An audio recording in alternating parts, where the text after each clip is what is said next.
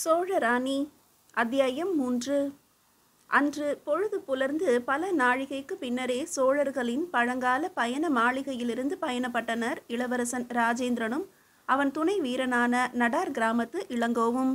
அன்று விடியல் ஜாமத்தில் பயண மாளிகை தோட்டத்தில் மேலை சாளுக்கிய வீரர்களோடு நிகழ்ந்த குட்டி போர் முடிவுற்று அறைக்கு திரும்பிய இருவரும் வியந்து அதிரும் வண்ணம் அந்த அறை தலைகீழாக புரட்டப்பட்டு அலங்கோலமாக காட்சியளித்தது.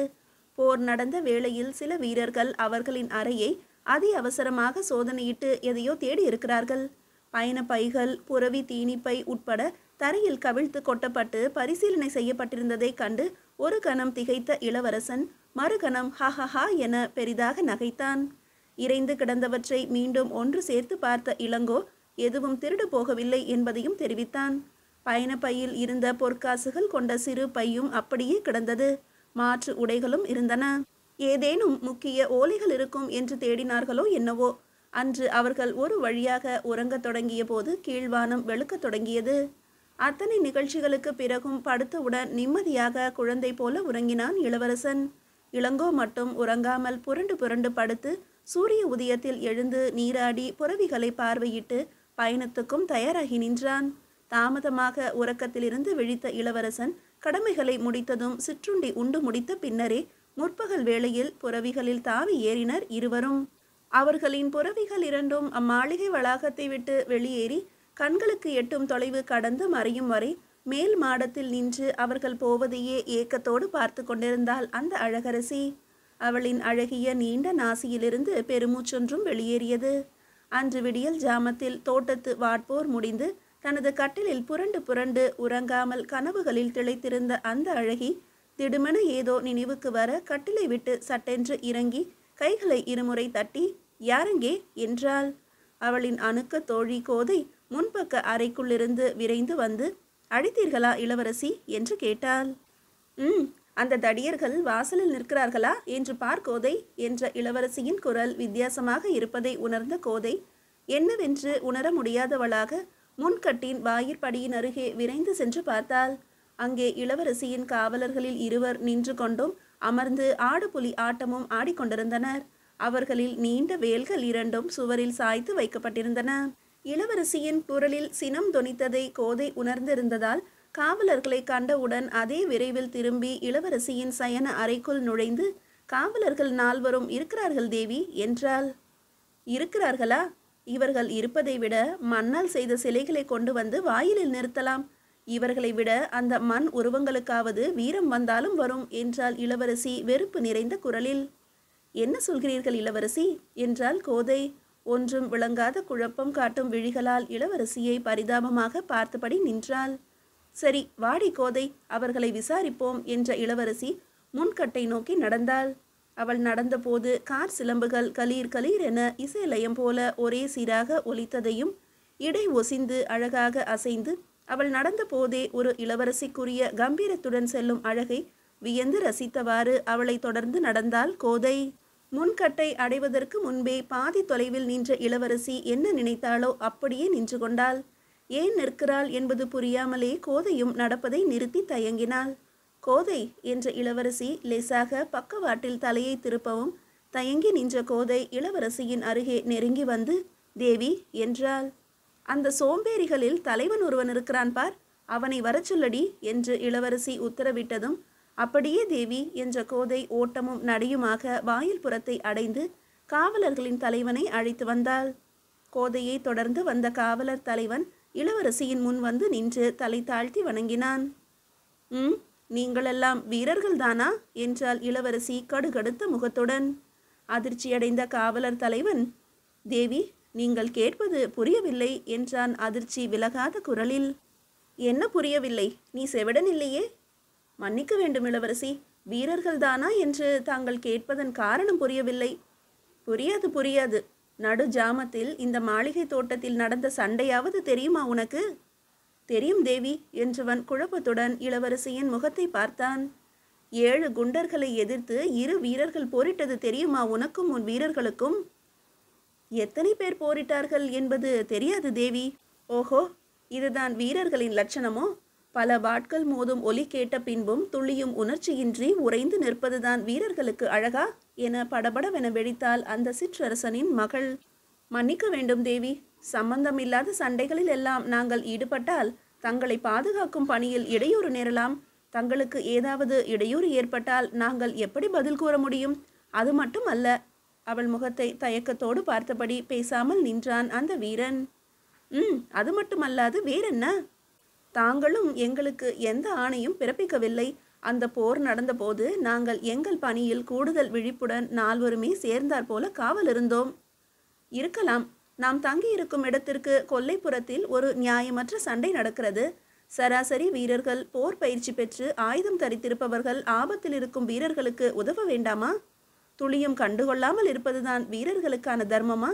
உங்களுக்கு ஆபத்து வந்தாலும் நான் ஆணையிடவில்லை என்பதற்காக ஆயுதம் ஏந்தி போரிடாமல் நின்ற இடத்திலேயே நிற்பீர்களா என இளவரசி அடுக்கடுக்காக கேள்விகள் தொடுத்ததும் தலை குனிந்தபடியே நின்றுவிட்டான் காவல் தலைவன். ஆயுதம் தரித்தவர்கள் அனைவருமே வீரர்கள் ஆகிவிட மாட்டார்கள் என்பது எனக்கு இப்போது புரிகிறது. நீ போகலாம். உங்களை நம்பி ஊர் சுற்றி பார்க்க கிளம்பிய என்மேல்தான் தவறு என்ற இளவரசியின் சினம் குறையவே இல்லை. தமிழகத்தில் ராஜேந்திரன் என்றும் வேங்கியில் தனது தந்தையால் இளவரசு பட்டம் சூட்டப்பட்ட போது விஷ்ணுவர்தனன் என்றும் அபிஷேக பெயரிட்ட பட்டவனுமான நம் மாமன்னன் கங்கை கொண்ட சோழனின் மகள் வயிற்று பேரனும் மாமன்னன் இரண்டாம் ராஜேந்திரனின் சகோதரியான அம்மங்கை தேவியின் மகனுமான இளவரசன் ராஜேந்திரனும் அவன் துணைவன் இளங்கோவும் அன்று விடிந்து பல நாழிகைகளுக்கு பிறகு பயணப்பட்டிருந்ததால் புறவிகளை விரைந்து பாயவிட்டே பயணம் செய்தனர். வேங்கி நோக்கி செல்லும் அந்த பெரும் அரச பாட்டையில் வணிக வண்டிகளின் நடமாட்டங்களும் புறவி வீரர்களின் பயணிகளின் நடமாட்டங்களும் இருந்ததால் உச்சி பொழுது வரை இருவரும் ஏதும் பேசிக்கொள்ளாமலே பயணித்தனர். 1.5 காத தொலைவை கடந்தபோது உச்சி வேளையை பகலவன் கடந்தான். சாலை ஓரம் தழைத்து விழுதுகளை விட்டு நிழல் பரப்பி நின்ற பெரும் ஆலமரத்தடியில் புறவியை நிறுத்திய இளவரசனின் நோக்கம் புரிந்து கொண்ட இளங்கோவும் தனது புறவியின் கடிவாளத்தை இழுத்து நிறுத்தினான். சற்று நேரம் இங்கு களைப்பார நினைக்கிறான் இளவரசன் என்பது இளங்கோவுக்கு புரிந்ததால் புறவிகளின் பக்கவாட்டில் தொங்கிய பயண பைகளை களைந்து கொண்டு புல் மேய சில கஜ தொலைவை தாண்டி சென்று புறவிகளை விட்டு வந்தான். வியர்வை மின்னும் உடல்களோடு அந்த புறவிகள் இரண்டும் மேயத் தொடங்கின. தோல் பையில் கட்டி வைக்கப்பட்டிருந்த கட்டு சோற்றை எடுத்து இளவரசனுக்கு முன் கொண்டு வந்து வைத்தான் இளங்கோ. லேசாக சாய்ந்து கொள்வதற்கு ஏற்றாற் போல இருந்த ஆலமரத்தின் பெரிய வேர்பகுதியில் சாய்ந்து சிந்தனை ஓடிய முகத்தோடு காணப்பட்ட இளவரசன் கட்டு சோற்றை தொடாமல் இருப்பதையும் கவனித்த இளங்கோ, மன்னிக்க வேண்டும் பிரபு என்றான் மெல்ல. என்ன என்பது போல அவனை நிமிர்ந்து நோக்கினான் இளவரசன். இன்று பேசா நோன்போ உண்ணா நோன்போ இருப்பதாக உத்தேசமா பிரபு என்றான் லேசான கேலியுடன். ஏன் அப்படி கேட்கிறாய் இளங்கோ? பின் என்ன, இன்று விடுதியிலிருந்து புறவி ஏறியது முதல் ஒரு சொல் கூட என்னிடம் பேசவில்லை. சரி போகட்டும் என வந்தேன். இங்கு வந்த பின்பும் தாங்கள் பேசவில்லை. அதனால்தான் பேசா விரதமோ என்று நினைத்து விட்டேன் பிரபு. உணவை கொண்டு வந்து வைத்தேன். அதையும் திரும்பி கூட பார்க்காமல் இருந்ததும் உண்ணாவிரதமும் மேற்கொள்கிறீர்களோ என்று எண்ணிவிட்டேன் பிரபு என்ற இளங்கோ பயபக்தியோடு ஒரு கையை வாய்ப்பக்கம் வைத்தபடி ஒரு கையை மார்பின் மீது மடித்தபடி இளவரசனின் எதிரே நின்றிருந்தான். நேற்று இரவு உன்னை மட்டும் அந்த 7 பேர்களிடமும் சிக்க வைத்துவிட்டு நான் ஒதுங்கி நின்று வேடிக்கை பார்த்திருந்தால் இப்போது இத்தனை பேச மாட்டாய். அகம் அடங்கியிருக்கும் அல்லவா என்றான் இளவரசன். தங்களால் இயலாத ஒன்றை கூறினால் இந்த ஏழை எப்படி ஏற்க இயலும்? அத்துடன் அவர்கள் தேடி வந்த தங்களை விட்டுவிட்டு என்னை மட்டும் எதிர்ப்பார்களா இளவரசி என்ற இளங்கோ சட்டென்று ஏதோ நினைவுக்கு வந்தது போல பிரபு என்றான். என்ற இளவரசன் இளங்கோவை நிமிர்ந்து பார்த்தான். இளவரசே, தாங்கள் கொல்லைப்புற தோட்டத்திற்கு வருவீர்கள் என்று அந்த சாளுக்கிய வீரர்கள் எப்படி எதிர்பார்த்தார்கள்? எனது புறவி எப்படியும் கனைத்து ஒலி எழுப்பும் என்பது அந்த ஒற்றற்படை வீரனுக்கு தெரியாமல் இருக்க முடியாது இளங்கோ. எனது புறவி வித்தியாசமாக கனைத்தால் நான் எப்படியும் அங்கே வருவேன் என்று தீர்மானித்திருக்கிறார்கள். நான் வந்தால் நீயும் வருவாய். நம்மையும் இருளை பயன்படுத்தி எளிதில் மடக்கிவிடலாம். நாம் அகன்றதும் நம் அறையையும் சோதனையிடலாம் என்று திட்டமிட்டே செயல்பட்டிருக்கிறார்கள். தங்களை ஏன் மடக்க வேண்டும் இளவரசே? தங்களால் அப்படி என்ன இடையூறு அவர்களுக்கு என்ற இளங்கோ கட்டுச்சோற்று மூட்டையை பிரித்து வைத்து உணவருந்தி கொண்டே சொல்லுங்கள் பிரபு என்றான். அப்போதும் உணவை தொடாத இளவரசனின் விழிகள் எங்கோ லயித்திருக்க முகம் பெரும் சிந்தனையை காட்டிற்று. பெரிய மனிதன் போல அந்த வாலிப இளவரசனின் முகம் கல் போல மாறி ஆழ்ந்த சிந்தனையை காட்டுவதை கண்ட நடார் கிராமத்து வாலிப வீரனின் மனம் வியந்தது மட்டுமல்ல, எதிர்காலத்தில் எத்தனையோ அரிய காரியங்களை ஆற்றக்கூடியவன்தான் இவன் என்றும் எண்ணியது. நான் அவர்களுக்கு ஒரு பெரிய எதிரி இளங்கோ என இளவரசன் மெல்லிய குரலில் நிறுத்தி நிதானமாக சொன்னான். என்ன, எதிரியா? தாங்களா என்று இளங்கோ வியப்பு தோன்ற பார்த்தான் இளவரசனை. ஆமாம், எதிரிதான். ஒரு பெரிய வரலாற்றையே உனக்கு கூற வேண்டும் என்றவன் பெருமூச்சொன்றை வெளியிட்டான். உணவருந்தி கொண்டே கூறுங்கள் பிரபு, தாங்கள் சிற்றுண்டி அருந்தி நெடுநேரம் ஆயிற்று என்றான் அந்த கடமை உணர்ச்சி நிறைந்த மெய்க்காவல் வீரன். சில ஆண்டுகளாக தலைநகர் பயிற்சி களத்தில் இணைந்து பழகி போர்க்கலைகளையும் பழகியவன், இளவரசனுக்கு பிடித்த சில வீரர்களில் ஒருவன், நகைச்சுவை உணர்ச்சியும் நிறைந்தவன். மேலை சாளுக்கியரும் கீழே சாளுக்கியரும் தாயாதிகள்தான் இளங்கோ. ஆனால் பல்லாண்டு காலமாக எதிரிகள் என்பது உனக்கு தெரியுமா என்ற இளவரசன் பேசுவதை நிறுத்திவிட்டு கட்டு சோற்றை சிறிது சிறிதாக புசிக்க ஆரம்பித்தான். ஏன் அப்படி இளவரசே? அதுதான் விதி, மனித உறவுகளின் மாளாத விசித்திரம்.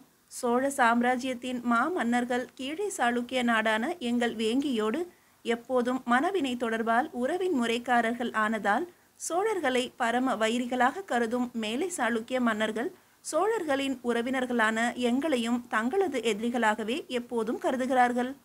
ஓ, அப்படியா பிரபு? ஆம், எந்த நேரத்திலும் வேங்கியை வென்று தமதாக்கி கொள்ள முயல்கிறார்கள். அவர்களின் முயற்சிகளை அவ்வப்போது சோழர் படைகள் முறியடித்து கொண்டே வருகின்றன. நிரந்தரமாகவும் எனது தந்தையார் வேங்கி மன்னருக்கும் வேங்கிக்கும் பாதுகாவலாக சோழர் படைப்பிரிவு ஒன்று எல்லா காலங்களிலும் அங்கு தங்கியிருப்பதும் வழக்கம். அது மட்டுமல்ல இளங்கோ, எனது பாட்டனார் கங்கை நீர் கொண்டு வர வடதிசைக்கு படைகளை அனுப்பிய போது சோழ பெரும்படை வேங்கியிலிருந்து தான் நகர்ந்தது. இப்போது சொல், நான் மேலை சாளுக்கியருக்கு எதிரியா இல்லையா என்றான் இளவரசன். புரிகிறது இளவரசே, இப்போது புரிகிறது. நிலைமைகள் இப்படி இருக்கும் போது போதிய பாதுகாப்பின்றி தாங்கள் எளிய படைவீரன் போல பயணம் செய்வது அத்தனை சரியாக படவில்லை பிரபு. எப்போதும் விதியின்படிதான் காரியங்கள் நிகழும் இளங்கோ. எனக்கு ஏற்படும் எந்த நிகழ்ச்சிகளையும் ஒவ்வொரு அனுபவமாக நினைக்கிறேன்.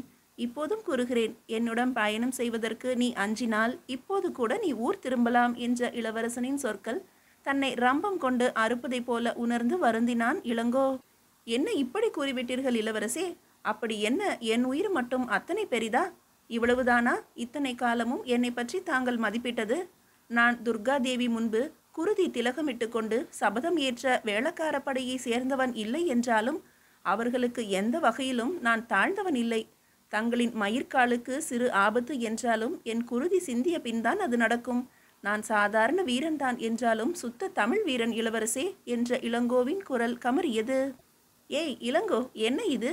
உன்னை சற்று சீண்டி பார்ப்பதற்காக அப்படி சொன்னேன்.